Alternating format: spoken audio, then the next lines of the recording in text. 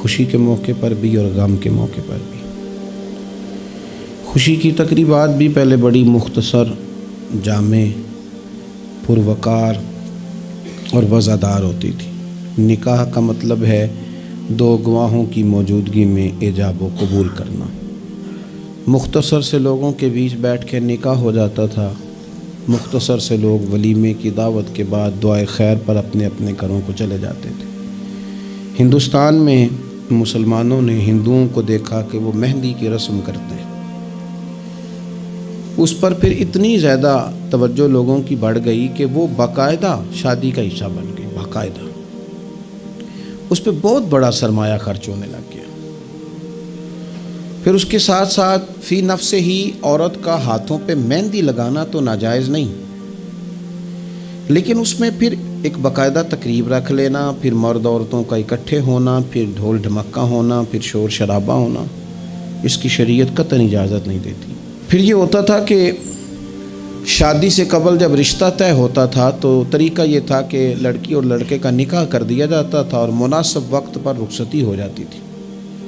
نبی پاک صلی اللہ تعالیٰ علیہ وسلم نے حضرت سیدہ عائشہ صدیقہ رضی اللہ تعالیٰ عنہ کے ساتھ نکاح کیا اور 3 سال کے بعد رخصتی ہوئی۔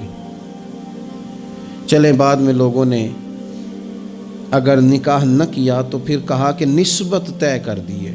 یہ بڑا سونا، اچھا، صاف ستھرا فکرہ تھا۔ اب باقاعدہ اس نام کو منگنی کا نام دے دیا گیا، اور ہم دوسروں کی چال چلتے چلتے اپنی وفاداری بھولتے جا رہے ہیں۔ دیکھا دیکھی نا لوگوں کی، دیکھا دیکھی۔ میرج ہال کا تصور صرف اتنا تھا کہ اب آبادیوں میں جگہ موجود نہیں ہے تو باقاعدہ ایسے ہال بنا لیے جائیں جن میں نکاح آسانی سے ہو جائے، لیکن اب تو مہنگے سے مہنگا ہال، اس میں پھر سہولیات، پھر اس میں آسانیاں، پھر کھانے کی بھرمار اور مختلف ڈشیں۔ یہ سوائے اپنے اوپر بوجھ ڈالنے کے، امیر بوجھ ڈالتے ہیں، غریبوں کو پریشان کرتے ہیں، ان کے بچے دیکھا دیکھی اس چکر میں پڑ جاتے ہیں، حالات سنگینی کا رخ اختیار کر جاتے ہیں۔ منگنی باقاعدہ میرج ہال میں ہونے لگ گئی۔ اللہ تعالیٰ معاف فرمائے تو وہاں بھی مردوں عورتوں کا اختلاط ہے باقاعدہ۔ ابھی اس کا نکاح نہیں ہوا، وہ تو غیر محرم ہے، اس کو انگوٹھی دی جاتی ہے پہنانے کے لیے، اور لڑکا لڑکی کے ہاتھ میں انگوٹھی پہنا رہا ہے۔ ناراض نہ ہونا، حاجی صاحب بھی کھڑے ہوتے ہیں، نمازی صاحب بھی کھڑے ہوتے ہیں، وہ صاحب بھی کھڑے ہوتے ہیں جو مذہبی تقریبات میں آگے آگے دکھائی دیتے ہیں، لیکن یہاں دین ہی نہیں یاد آ رہا۔ کوئی شخص کلام کرنے کو تیار ہی نہیں ہے کہ میاں یہ تو حرام ہے، حرام ہے، اشد حرام ہے۔ جب تک ان کا نکاح نہیں ہو جاتا یہ ایک دوسرے کے لیے محرم نہیں ہے، لیکن کوئی روکنے والا نہیں۔ تقریبات بڑھتی گئیں، بوجھ بڑھتا گیا، بہت بڑا سرمایہ۔ ویسے بھی مسلمان نے کوئی، اس کی تو زندگی بڑی بامقصد ہے، اس نے کوئی یہاں الجھ کے تو نہیں نہ رہ جانا۔ پھر اور باتیں بڑی، سالگرہ ایک پورا وتیرہ اختیار کر گئی ہے، گھروں کے اندر سرائیت کر گئی ہے سالگرہ، ایک پوری تقریب بن گئی ہے، ایک پورا خرچہ لے گئی ہے وہ۔ کیا مسلمان اتنے اپنے آپ کو فضول سمجھنے لگے ہیں معاذ اللہ کہ وہ فارغ ہیں جس کام میں جو مرضی ایک ماحول بنا، اور پھر چلتے چلتے طرح طرح کی تقریبات اور طرح طرح کے، یہ فلانا جشن بہاراں آ گیا ہے تو یہ اپریل فول آ گیا ہے تو یہ بیماری نیو ایئر نائٹ کی آ گئی۔ میں نے رات بھی کہا تھا، جس قوم کی بچیاں کشمیر میں روز روتی ہوں وہ جشن منائے گی سڑکوں پہ نکل کے، جن لوگوں کے بھائی برما میں کاٹ دیے جاتے ہوں وہ جشن منائیں گے۔ او خدا کے بندو، لوگوں نے تو تنقید کر کے چپ کر گئے، تنقید کر کے۔ دیکھو جی عرب شریف والوں نے وہاں سینمے کھلوا دیے، تم تو تنقید کر کے چپ کر گئے نا۔ یہ وہ مقام کرب ہے، یہ وہ مقام خوف ہے۔ جب عرب کی دھرتی پہ عورتیں ناچیں گی تو مجھے بتاؤ نا امام حسین کے دل پہ کیا گزرے گی، امام حسن کو کیا اس سے اذیت پہنچے گی۔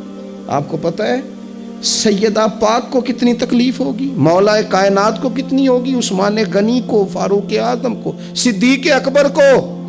تمہیں پتہ ہے یہ عرب کا ملک کسی ایک शख्स की हुकूमत की जगह नहीं है, ये किसी खानदान का नहीं है, किसी कबीले का नहीं है, किसी सियासतदान का नहीं है।